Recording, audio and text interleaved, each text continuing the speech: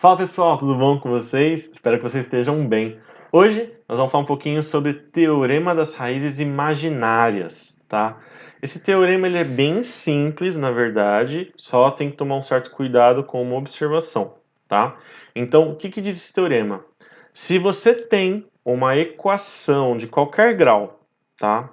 E essa equação tem coeficientes reais, isso é extremamente importante, frisa isso. Sua equação tem que ter coeficiente real para esse teorema ser válido, tá? Se um complexo z igual a mais bi, qualquer complexo, tá, for uma raiz, então o seu conjugado z a menos bi também é.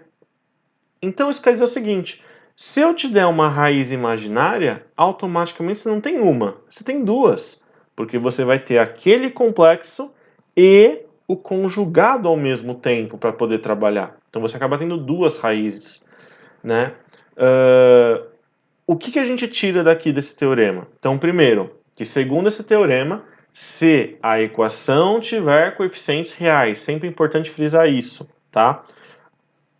As raízes imaginárias só vão poder aparecer aos parzinhos. Segundo, tá? Se a sua equação ela é de grau ímpar, ela sempre vai ter no mínimo uma raiz real, tá? Por quê? Se a sua raiz ela é imaginária, ela automaticamente vai ter o parzinho dela. Numa equação de terceiro grau, por exemplo, numa situação dessa, duas raízes seriam imaginárias, a terceira precisa ser real. Se a terceira fosse imaginária, eu teria que ter uma quarta raiz para satisfazer o teorema. Tudo bem? Outra coisa importante, a multiplicidade do conjugado é igual à da raiz original. Então, por exemplo, se a minha raiz original, 1 mais 2i, ela tem multiplicidade 2, consequentemente o conjugado também tem multiplicidade 2. E com isso eu tenho no mínimo 4 raízes, tá?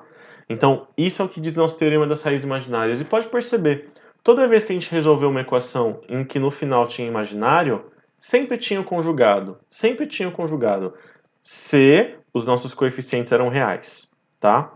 Então, vamos fazer um exemplo?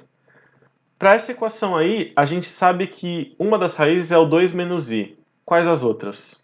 Gente, pode parecer um absurdo, mas essa questão é muito fácil. Só que para eu resolver essa questão, eu vou precisar da outra aula, onde eu te ensinei um pouquinho sobre relação de Girard. Quer ver? Primeiro, se eu sei que 2 menos i é uma raiz, pelo teorema das raízes imaginárias, eu sei que 2 mais i também é raiz. Isso acontece porque todos os coeficientes são reais, ok? Falta descobrir uma terceira raiz.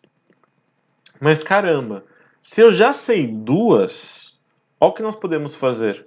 Eu posso usar a primeira relação de Girard, x1, x2 mais x1 mais x2 mais x3 igual a menos b sobre a.